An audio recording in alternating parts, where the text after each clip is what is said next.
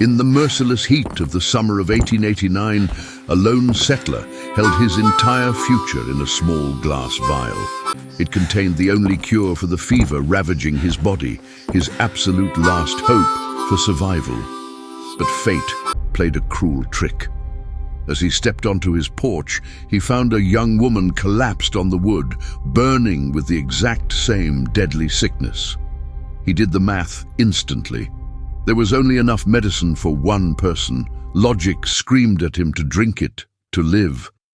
Instead, in a split second that defied all reason, he made a choice that effectively signed his own death warrant. He poured the life-saving liquid down the stranger's throat. The last drop vanished between her cracked lips, swallowed by the dry heat of the afternoon and the desperate thirst of a dying woman. The small glass vial, once heavy with the weight of a future, was now light as a feather in Elias Vane's hand. He let it slip from his fingers. It rolled across the warped floorboards of the porch with a hollow rhythmic sound, coming to rest against the toe of his boot. It was done. The math was final. The equation of survival had been solved, and the answer was 0 for him. Elias, 34 years old and built from the same rugged timber as the cabin behind him, felt the fever surge. It wasn't a gradual rise anymore.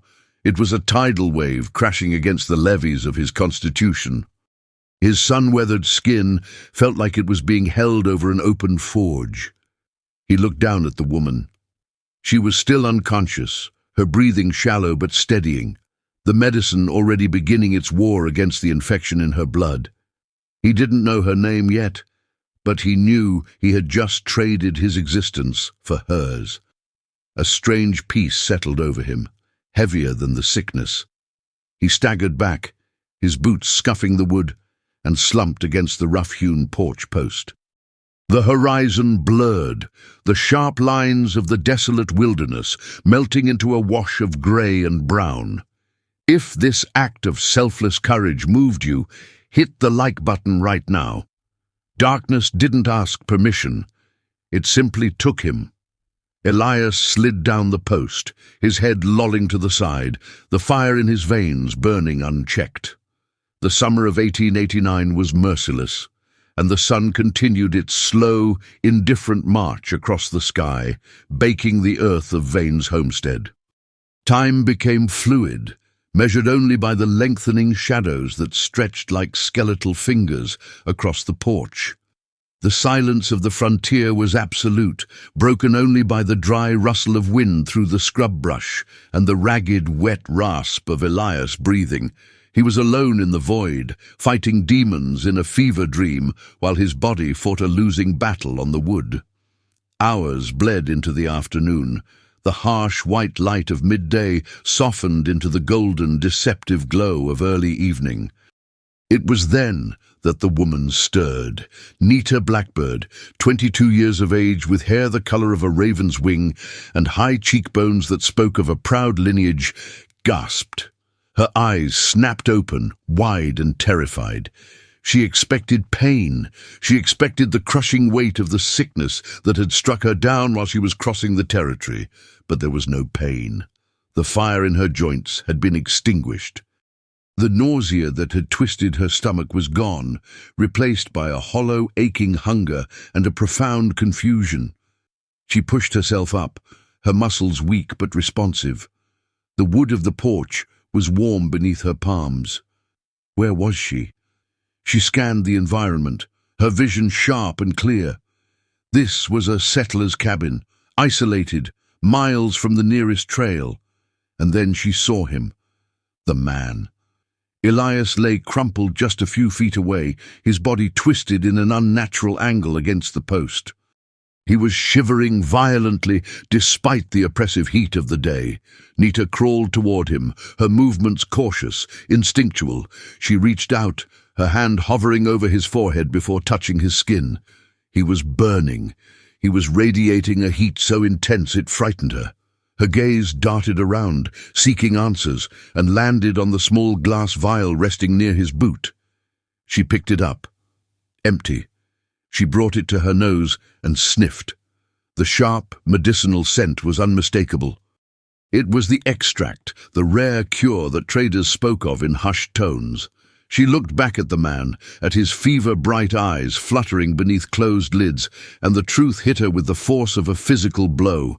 He hadn't just helped her, he had given her the only dose.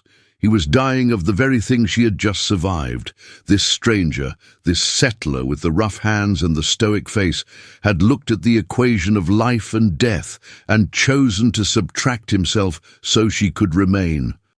What would you have done in his place? Tell us your thoughts in the comments below. Guilt, sharp and cold, pierced through her relief. She couldn't just leave him. She couldn't walk away and let the wilderness claim the man who had bought her second chance with his own blood.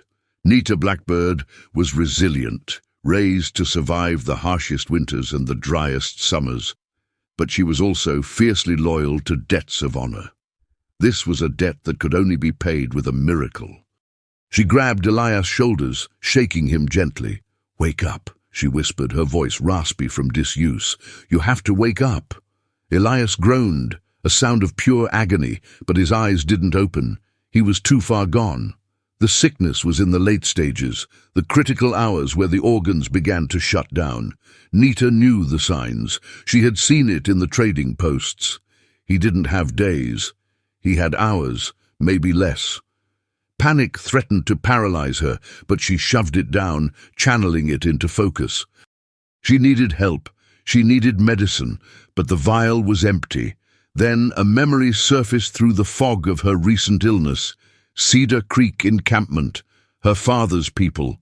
It was miles away, across rugged terrain that would break a walker, but her father was a keeper of the old ways.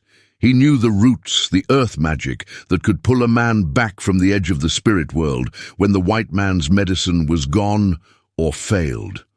But it was far, too far to walk before Elias burned out completely. She scrambled to her feet, the world spinning for a second before steadying. She needed speed. She needed a horse. She ran toward the barn, a weathered structure standing slightly askew 100 yards from the cabin. Her legs felt like lead, the residue of her own fever trying to drag her down, but she forced herself forward, gasping for air. She threw open the barn doors, the hinges screaming in protest. Inside, the air was cooler, smelling of hay and manure. And there she was. A dappled grey mare, sturdy and broad-chested, chewed lazily on some straw in the stall. The horse looked up, ears flickering at the intrusion of the stranger. Nita didn't hesitate. She moved into the stall, her hands trembling not from sickness now, but from adrenaline. She grabbed the bridle hanging from a nail, approaching the mare with a soft, murmuring tongue, calming the beast. The horse sensed the urgency, the electric tension radiating from the woman, and allowed the bit to be slipped into her mouth. Nita dragged the heavy saddle from the rail. It weighed a ton, a massive slab of leather and wood designed for a man of Elias' size. She gritted her teeth, her vision spotting with exertion, and heaved it onto the mare's back.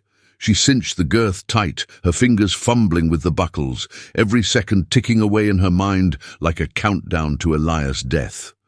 She was weak, she was exhausted, but she was driven by a fire that matched the one burning in the man on the porch. Subscribe to the channel now to see if kindness is truly rewarded in the Wild West. She led the mare out into the blinding sunlight. The heat slapped her in the face. She glanced back at the porch. Elias hadn't moved. He looked like a pile of discarded clothes from this distance. "Hold on," she whispered to the wind. "Just hold on." Nita mounted the horse, gripping the reins with white-knuckled determination. She wasn't just riding for help, she was riding against the Reaper himself.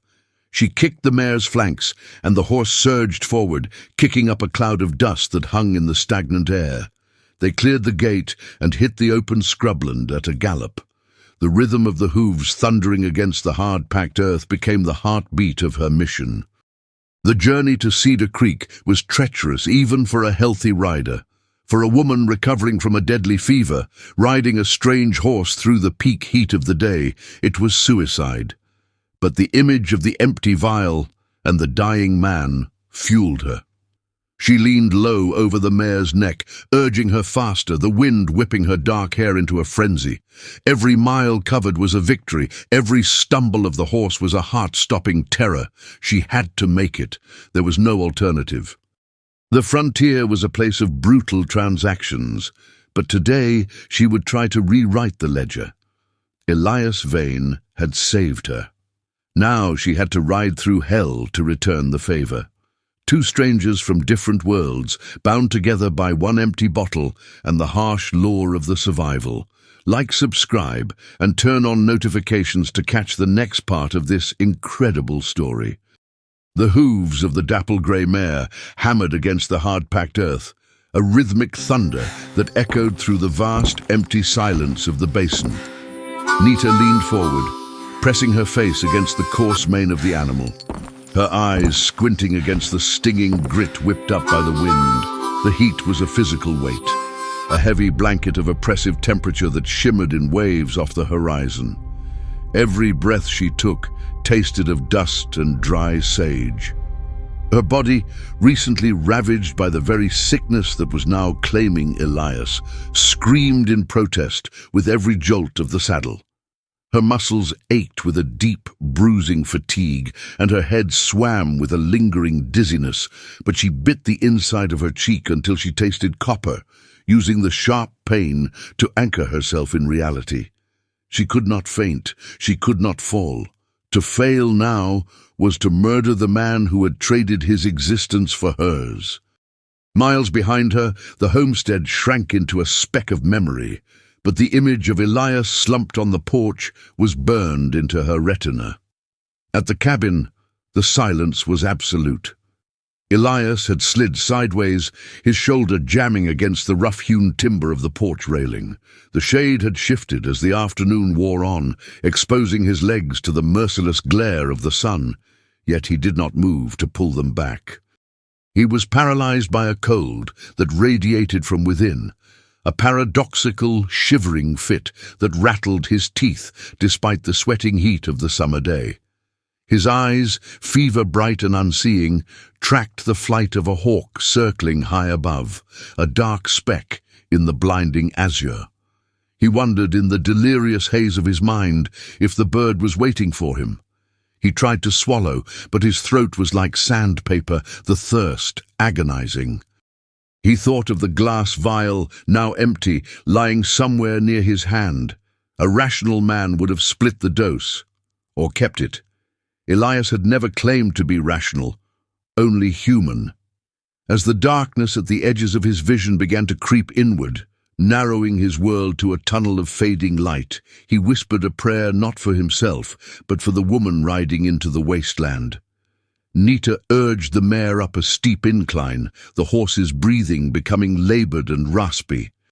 The animal was strong, bred for work, but the pace Nita demanded was punishing.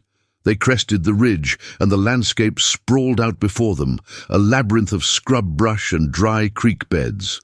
Cedar Creek lay beyond the jagged rock formations in the distance, a place of safety and ancient wisdom, but it felt impossibly far. The mare stumbled, a hoof catching on a loose rock, and for a heart-stopping second they both pitched forward. Nita gripped the reins with white-knuckled desperation, throwing her weight back, and the horse scrambled for purchase, finding its footing just before disaster struck. Nita patted the sweat-slicked neck of the beast, whispering broken words of encouragement.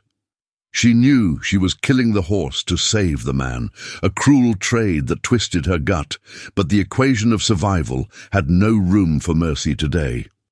Time became fluid, measured not in minutes, but in the throbbing of her headache and the lengthening shadows.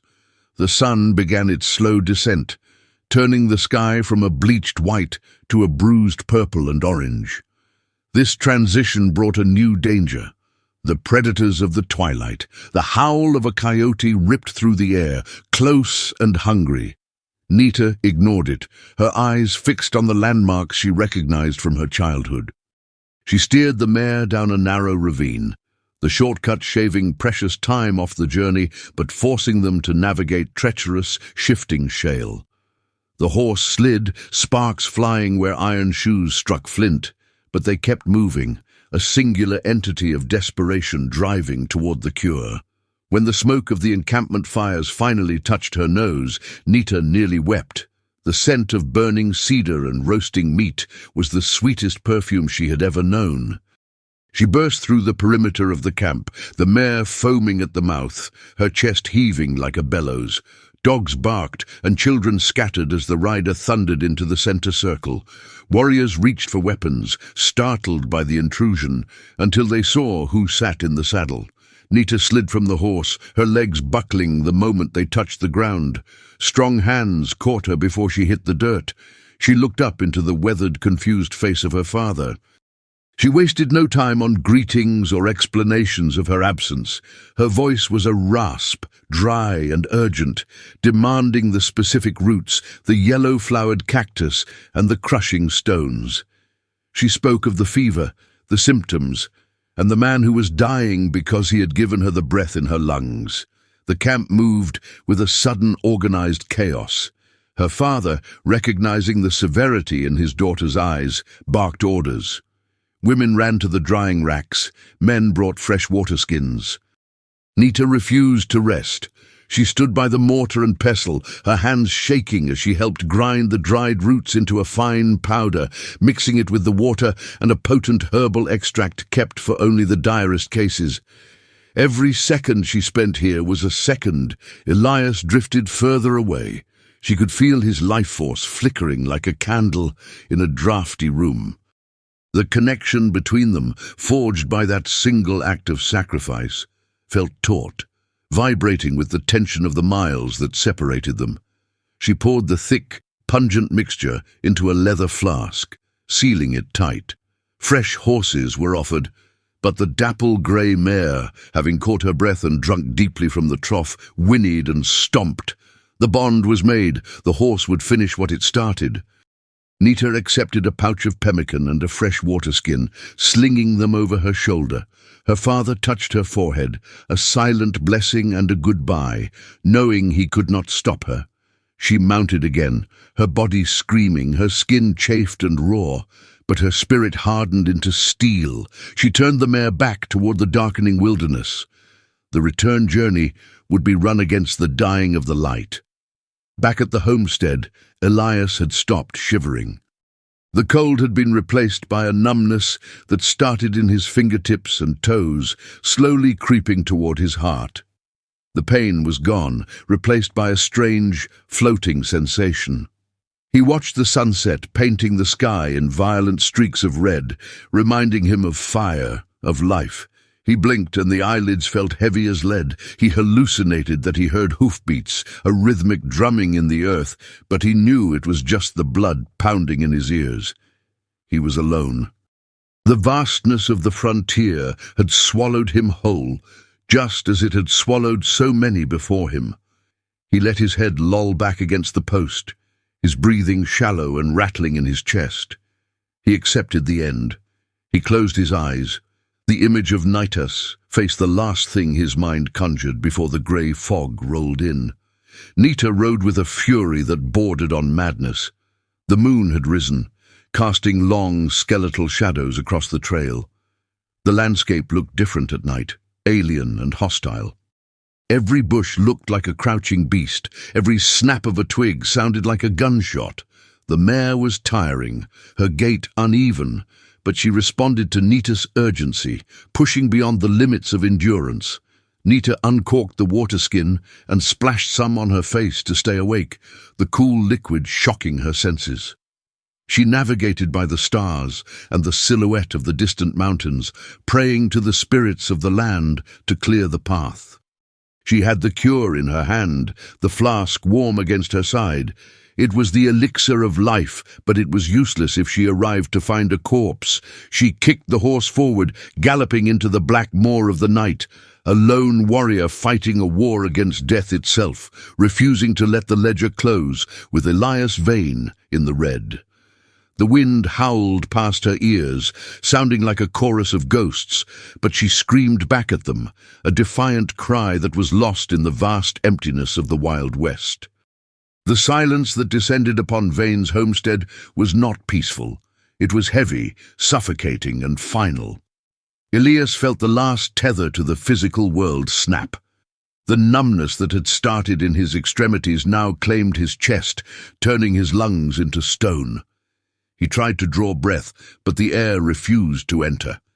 His heart, which had been hammering a frantic rhythm against his ribs for days, gave one last, shuddering thump, and then fell silent.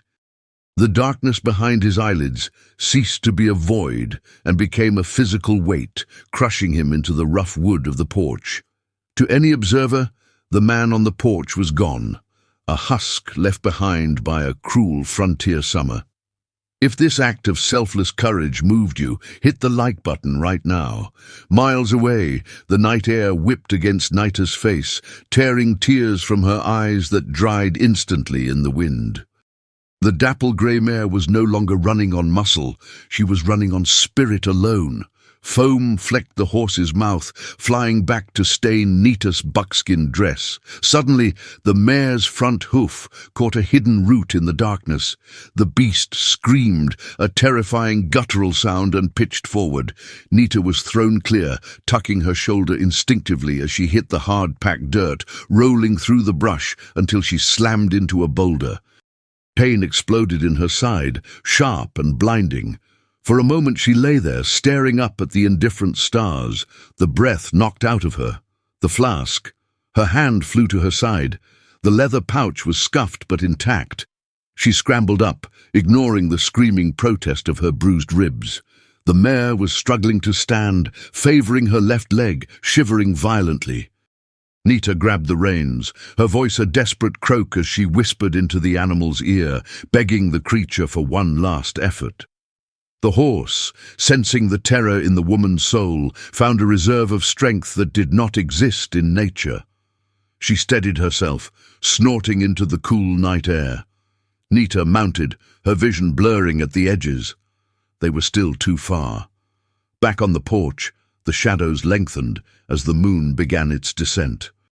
A coyote howled nearby, a signal to the scavengers that a meal was waiting. Elias was drifting in a space without time. He saw his childhood home, the green fields of the east, faces of people he hadn't thought of in 20 years. They were calling to him, their voices sweet and inviting, promising an end to the thirst, an end to the burning heat. It was so easy to just let go, to step across the threshold into that eternal shade.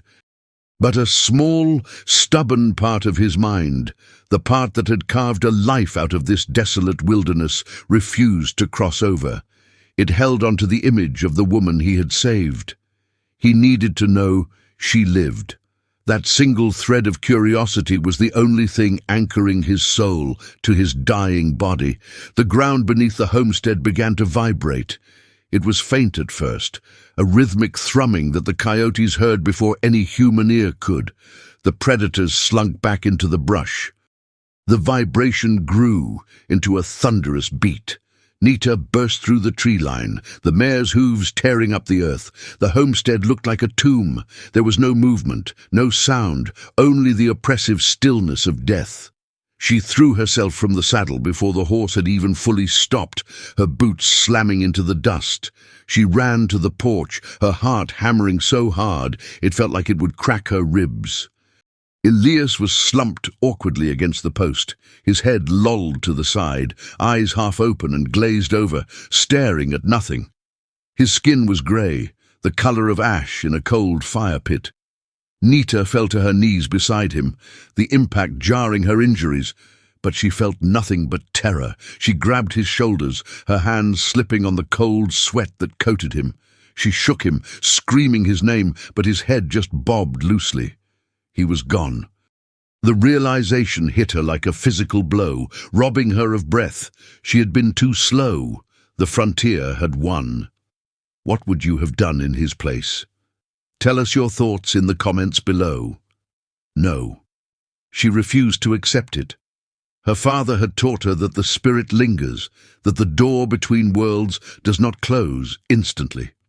She uncorked the leather flask, the pungent smell of the roots filling the air, sharp and earthy. She tilted Elias' head back, prying his jaw open with trembling fingers. His mouth was dry, his tongue swollen. She poured a small amount of the thick liquid in, but it just pooled there. He couldn't swallow. He wasn't breathing. Panic, cold and sharp, threatened to paralyze her. She fought it down. She placed her hands on his chest, feeling for a heartbeat. There was nothing but a faint, erratic flutter, like a dying bird trapped in a cage. She began to press down, using her body weight to compress his chest, forcing the air in and out of his stagnant lungs. She stopped, poured more of the mixture into his mouth, and then massaged his throat, stroking downward, begging his body to remember how to function. "Drink," she hissed, her voice cracking. "You gave me life. You do not get to die." She resumed the compressions. 1, 2, 3. She breathed into his mouth, tasting the sickness and the dust. She poured more of the elixir. It spilled down his chin, staining his shirt, but she saw his throat convulse, a reflex, a tiny involuntary spasm. He had swallowed. Hope flared in her chest, hot and painful. She poured the rest of the flask, drop by precious drop, massaging his throat until it was all gone. Subscribe to the channel now to see if kindness is truly rewarded in the Wild West. Then the waiting began. It was the longest hour of Nita's life. She sat beside him on the rough planks, holding his cold hand between hers, rubbing it to generate warmth. The mare stood in the yard, head hanging low, asleep on her feet. The night seemed to stretch into eternity. Nita watched Elias' chest. It was rising and falling, but the breaths were shallow, hitching rattles that sounded like dry leaves scraping together. She sang a quiet song her grandmother had taught her, a song for the sick, a melody to guide the wandering spirit back to its home. The first sign was the heat. It didn't come gradually. It surged. Elias' skin, which had been clammy and cold, suddenly flushed with a violent warmth. He began to shake, his teeth chattering so hard Nita thought they might shatter. It was the medicine, fighting the poison in his blood, a war being waged inside his veins. She pulled him into her lap, wrapping her arms around him, rocking him as he convulsed. He groaned, a sound of pure agony that was the most beautiful thing she had ever heard, because dead men do not groan. The convulsions lasted until the first grey light of dawn began to bleed over the horizon. As the sun crested the distant mountains, painting the sky in hues of violent orange and soft pink, the shaking stopped. Elias went limp in her arms. Nita held her breath, terrified that the strain had killed him. She placed a hand on his forehead. The fever was broken. The unnatural heat was gone, replaced by the gentle warmth of a living man. His breathing deepened, becoming rhythmic and steady. Elias opened his eyes. The world came back to him, not in a rush, but in a slow, steady focus. The grey fog lifted. He saw the wooden beams of the porch roof. He saw the vast open sky. And then he saw her. Nita was looking down at him, her face streaked with dirt and dried tears, her dark eyes wide with exhaustion and relief. For a long moment, neither of them spoke. The silence that hung between them now was not the silence of death, but the sacred silence of a miracle. "You came back," Elias rasped, his voice sounding like it was being dragged over gravel. It hurt to speak, but he needed to say the words. Nita managed a weak, tired smile. She brushed a lock of damp hair from his forehead. "You gave me the last drop," she whispered. "Did you think I would let you keep the debt?" Elias tried to sit up, but his body felt heavy, drained of all strength. He slumped back against Nita's shoulder. He looked out at the yard. The dapple-grey mare was grazing on a patch of dry grass near the barn, favoring her leg but alive. The empty leather flask lay on the porch floor, a testament to the journey made in the dark. "I thought I was dead," Elias admitted, watching the sunlight creep across the floorboards, illuminating the dust motes dancing in the air. I saw the end." You were close, Nita said softly, but the roots run deep, and the debt is paid. He looked at her then, really looked at her. 2 days ago they had been strangers, separated by culture, by language, by a history of conflict on this frontier. Now they were bound by something stronger than blood. He had died for her, and she had ridden through hell to bring him back. The harsh law of the West dictated that only the strong survived, that kindness was a weakness. They had proven the law wrong. Elias reached out and took her hand again. His grip was weak, but it was there. "Thank you," he said. The words felt inadequate, small against the magnitude of what she had done, but they were all he had. Nita squeezed his hand back. "Rest now, Elias. The fever is gone. The sun is up." He closed his eyes, but this time there was no fear of the dark. He could feel the warmth of the sun on his face, the solid wood beneath him, and the steady presence of the woman who had saved him. The wilderness stretched out around them, vast and indifferent, but on this small porch life had won a victory. The bottle was empty, but their future was full. As he drifted into a true healing sleep, the last thing he heard was the wind whispering through the grass, no longer a chorus of ghosts, but a song of survival. Like, subscribe, and turn on notifications to catch the next part of this incredible story. If this story had you holding your breath, hit like and subscribe for more heart-pounding moments.